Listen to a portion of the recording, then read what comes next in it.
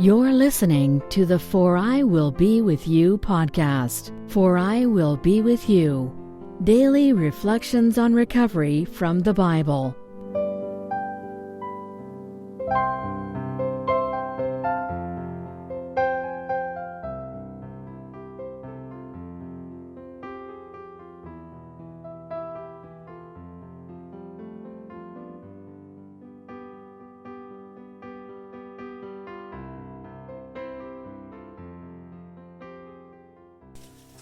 Welcome back to the For I Will Be With You podcast for the 44th week of the year, from October 28th to November 3rd, covering Numbers 35:29 to Deuteronomy 1:17.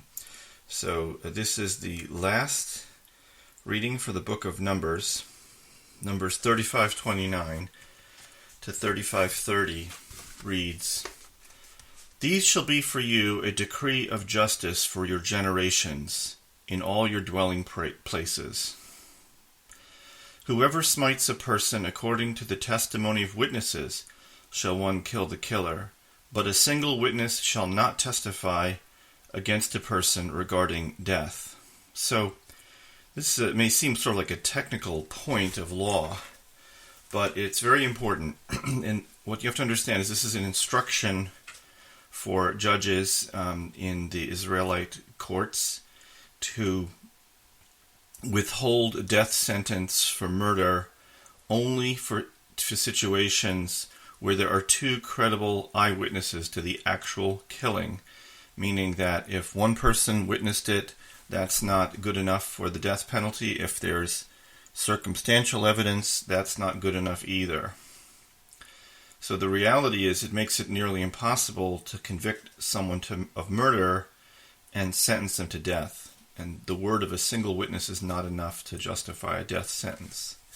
So, we could argue about whether this is a good idea or not for justice, but it's an important principle in the Bible, and it has to do, at least partly, with the sanctity of life. That the court has the right to execute someone, but only in very specific circumstances. And for us, what does this mean for us? Hopefully we're not judging life or death situations on a daily basis, but there is something we can learn from this, which is, in the program and in life in general, we often hear things about other people. We hear remarks or descriptions of other people that may not be positive. And I think we should remember, like is in the verse, that unless we really hear it on very good authority from more than one credible person, we probably shouldn't take these remarks very seriously. And, you hear this in the rooms. Oh, that guy, he's a crook, or this, that, negative things, criticisms. I think it's wise to just try and ignore it, because it's not good for you, and it's certainly not nice to the other person. So we can look at this verse as maybe we would keep ourselves to a higher standard. If two people who are credible say something, then maybe we need to be careful about somebody. And there are people in the rooms you have to be careful about. That's for sure. But I think it's important to give people the benefit of the doubt. Now, the book of Deuteronomy starts now. So Deuteronomy 1:1 reads, "These are the words that Moses spoke to all Israel on the other side of the Jordan concerning the wilderness, concerning the Arabah opposite the Sea of Reeds, between Paran and Tophel and Laban and Hazeroth and Di-Zahab." Okay, so we think of this fifth book of the Bible as being called Deuteronomy. In Hebrew, the word is Devarim, which means words. So, which is reflective of the fact that the opening line of the book is, "These are the words." So the Greeks called it Deuteronomy, which means the second. And because in some ways the book of Deuteronomy is kind of a repetition of a lot of other things in the first four books. So the Greek translators called it Deuteronomy, like a second version of the Pentateuch. But you could also look at it as being a big speech by Moses, the words that Moses spoke to all of Israel on the last day of his life. So both names, Devarim and Deuteronomy, are meaningful because the book of Deuteronomy repeats many of the things that the Israelites had experienced and learned, along with the most important laws they will need to observe when they move into the promised land. So it's Moses' last chance to speak with the people he loves. And he wanted to make sure that the Israelites would be strong and remember the biblical commandments they'd learned in the wilderness. And Moses had a concern that once the Israelites left the wilderness, where they were surrounded by constant miracles and were in this environment of spiritual solitude and contemplation, when they actually, had to go live life in the land of Israel and be farmers and set up, businesses and deal with money and with each other, that they would be tempted to abandon the principles of the Bible. So the book of Deuteronomy is sort of a reminder to follow the laws that they had learned.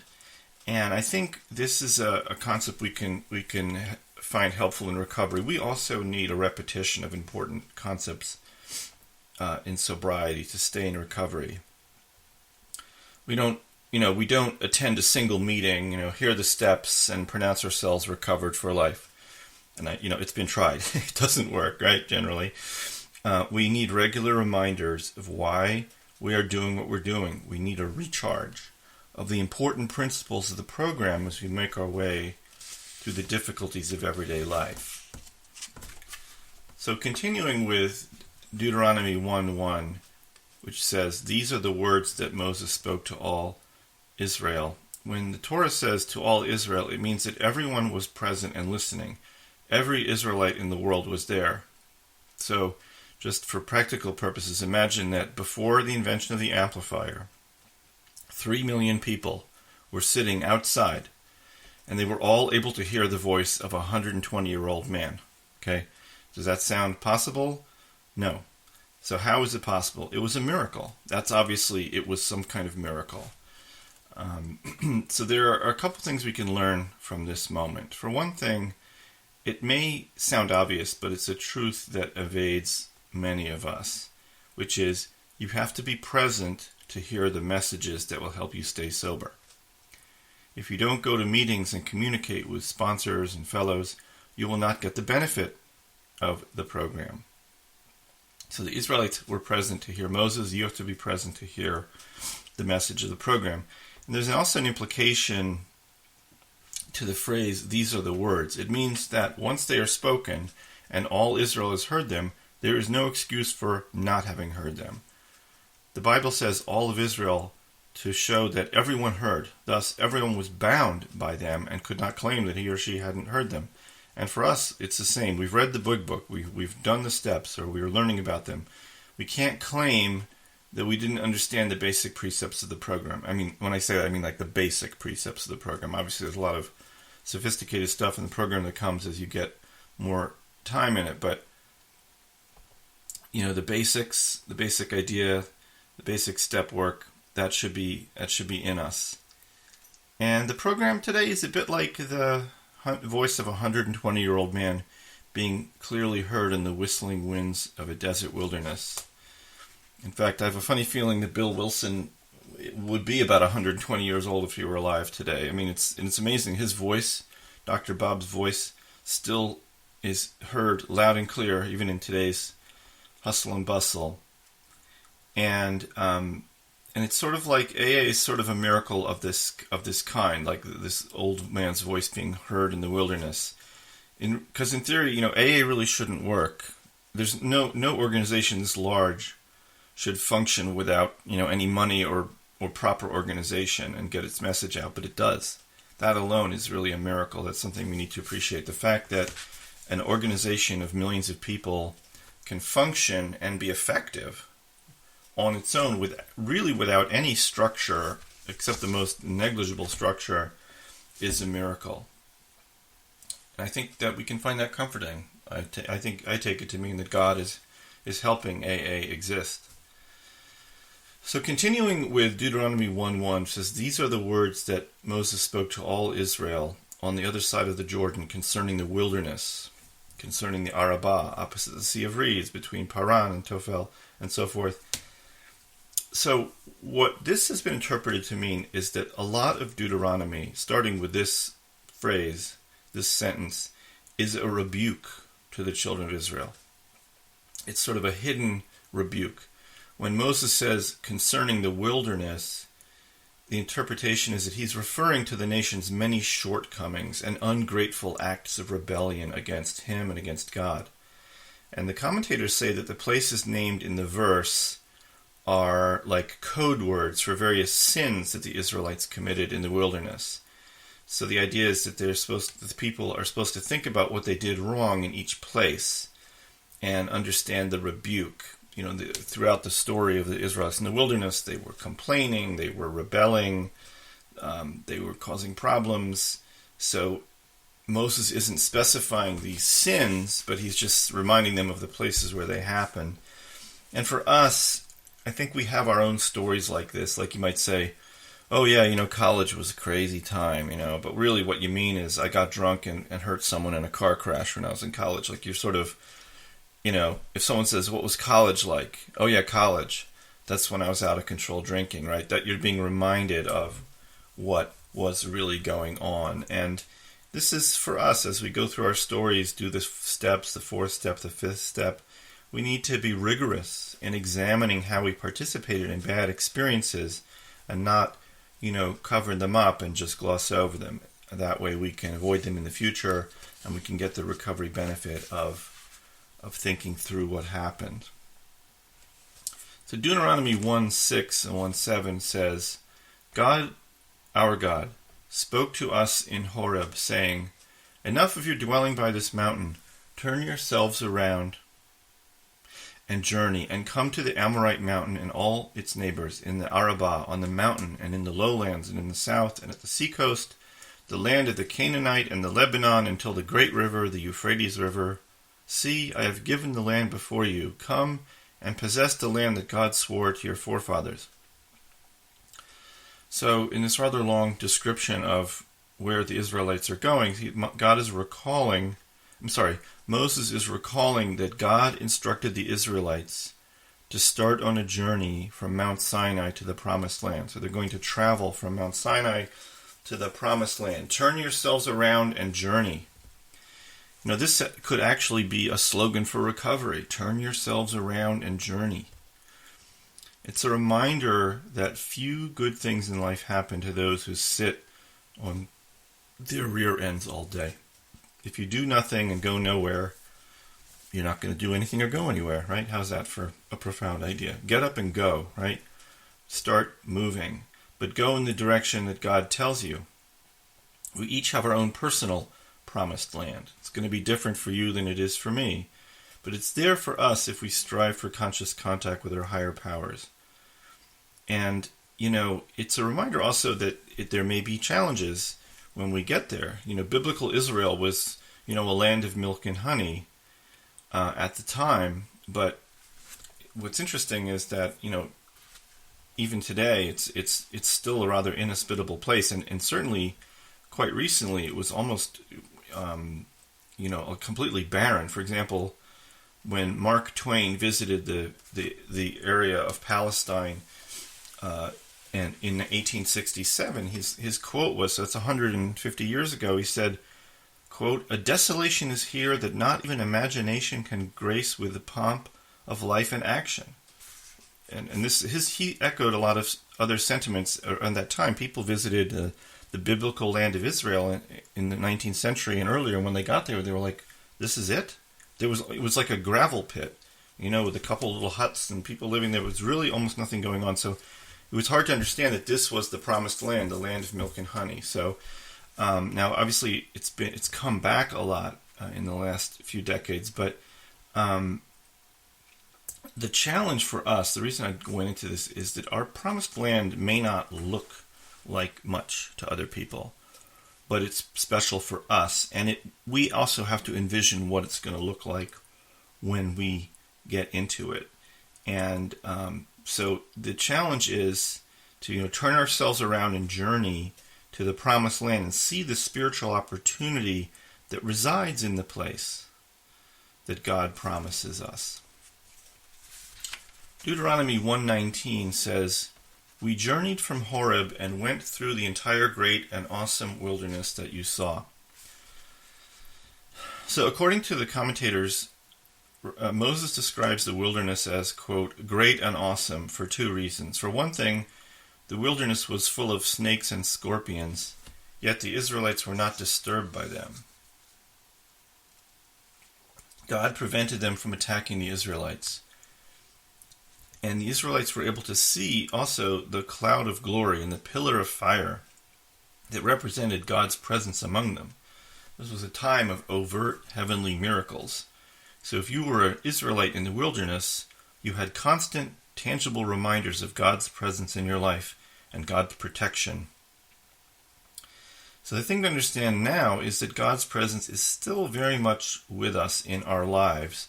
We just can't see it very well. Certainly we won't see it unless we're trying to understand what it is. It's not like the Israelites in the wilderness where it was evident and obvious and visible to the naked eye. But our world today is full of snakes and scorpions, so to speak, the equivalent. If you're in Arizona or California, you may have real snakes and scorpions, but symbolically we have dangers in our lives. And God keeps them away from us if we seek conscious contact with God. He keeps us from being bitten, so to speak. And when we look back at our time of drinking and using, maybe we can also see times when God protected us from quote-unquote snakes that could have attacked us but didn't. Why not? Because God protected us. And I know so many people who have this kind of story, and including myself, situations where we really might have gotten hurt or hurt someone else or caused some kind of destruction, but we didn't. We were somehow magically and miraculously saved from ourselves. We can look at that as God protecting us, God doing for us what we could not do for ourselves. And so even though we can't see a cloud of glory or a pillar of fire following us around, it's still there. We just can't see it. Deuteronomy 1:16 and 1:17 says, "I," meaning Moses, "I instructed your judges at that time, saying, listen among your brethren, and judge righteously between a man and his brother, his litigant. You shall not show favoritism in judgment, small and great alike shall you hear. You shall not tremble before any man, for judgment is God's." So here Moses is talking to the judges, the people who are going to administer justice in the Israelite nation. And he says, "You shall not tremble before any man, for judgment is God's." What he means is that a judge should not be intimidated by someone wealthy or powerful or important. God will guide the decision of the judge and help him arrive at a just outcome. And in recovery, there are people who show up in recovery who are used to being trembled at, so to speak. People who are either important or consider themselves very important, who are used to getting their way. And sobriety can be a real wake-up call to them. And I know, just if you've been active in recovery in Los Angeles, for example, you can see all kinds of incredibly famous people sitting in meetings. People who, when they're outside of these meetings, are used to getting all kinds of special treatment and attention, tons of money, and very important people. But in reality, they need help from you and me, just like any other struggling addict or alcoholic. And if they're working a good program, they act humble in meetings, and they act humble maybe even outside of meetings. And it's important to understand that everyone has their own struggles, no matter what you think is going on with them. And I'll just share an anecdote with you. Obviously, I can't mention the name of this person, but it's a person who's one of the most famous actors in the United States, a person whose face is instantly recognizable. He was in a meeting, and he was explaining how someone once asked him what it was like to be rich and famous. This person went from being a unknown actor to being a big television star in a period of maybe a couple years. And he says, now, I feel I'm really the same. He says, I'm in a different place. Now I get to drink and black out in a multi-million-dollar home, not an apartment. That's the only difference. And I thought, wow, this is amazing honesty. This man knew that if he didn't get sober, he was probably going to die in a couple of years. And he had to do the work and got sober, which he did. And of course, as we know, this is not always the case. Sometimes people who are accustomed to being trembled before approach recovery as the same kind of thing. Like everyone should just be, in awe of them, and they should get their way, and they can't take direction from anybody. They don't realize that we're all the same in the eyes of God, and that God has a plan for each of us if we seek conscious contact with Him. And one of the prerequisites for doing that is to be humble and not expect to be trembled before like a big shot.